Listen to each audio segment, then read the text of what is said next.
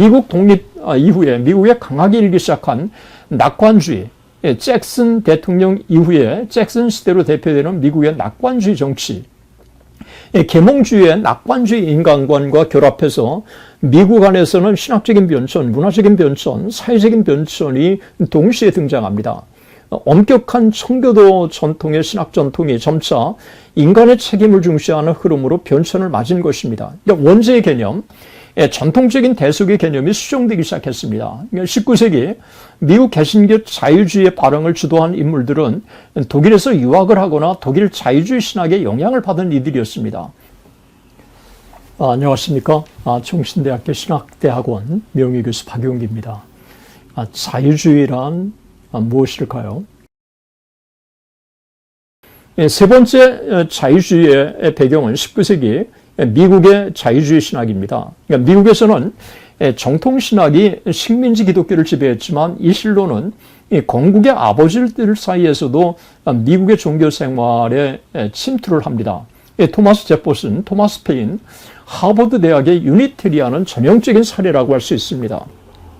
1794년에 간행된 이성의 시대에서 토마스 페인은 합리주의의 토대 위에 기독교를 과감하게 공격합니다.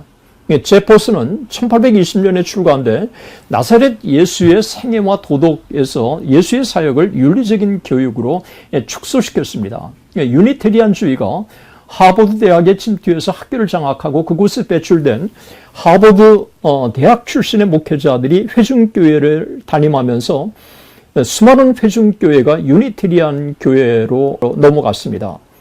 보스턴의 킹스 채플이 그 전형적인 사례가 되었습니다. 그래서 이들에 의해서 회중교회는 유니테리안 온상이 된 것입니다. 19세기 접어들면서 유럽의 계몽주의 영향이 미국 기독교에 서서히 나타나기 시작합니다.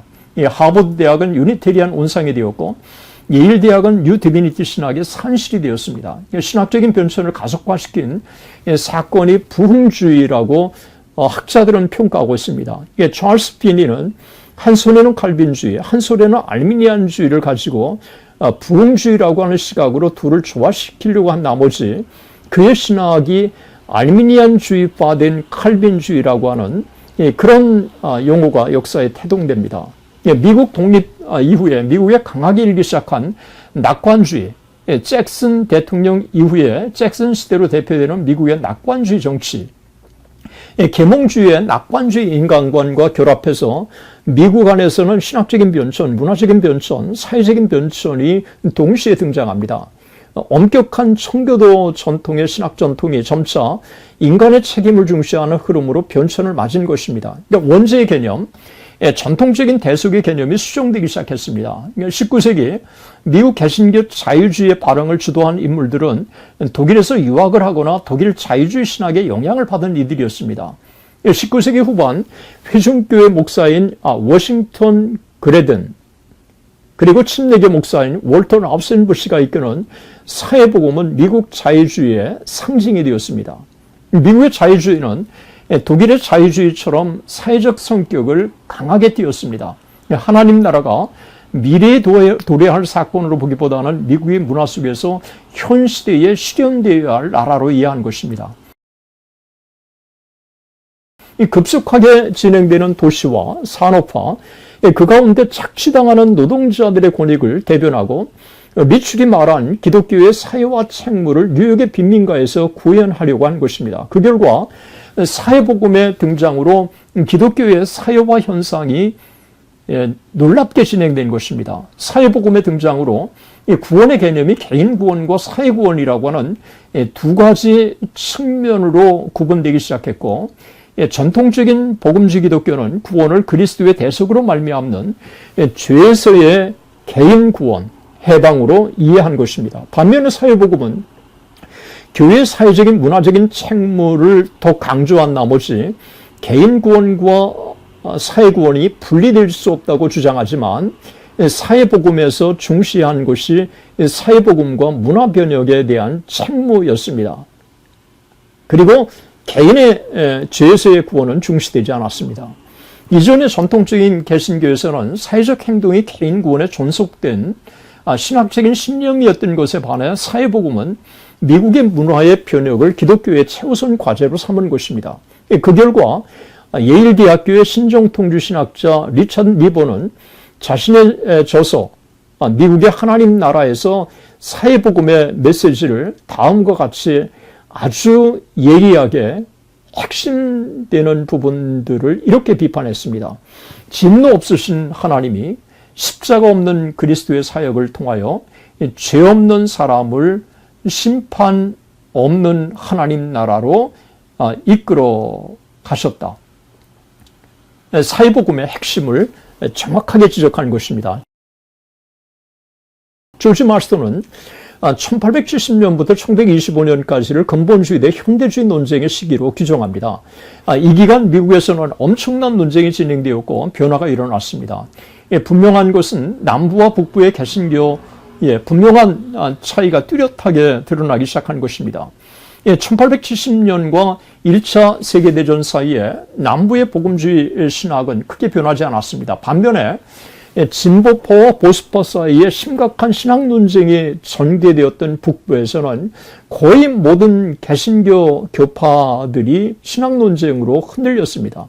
주요 쟁점은 성경의 권위, 과학과 성경의 관계, 그리고 그리스도의 인격과 사역의 초자연적인 요소, 다윈의 진화론과 기원에 대한 성경의 가르침을 어떻게 연관시킬 것인지라고 하는 것이 전형적인 중심 주제들이었습니다.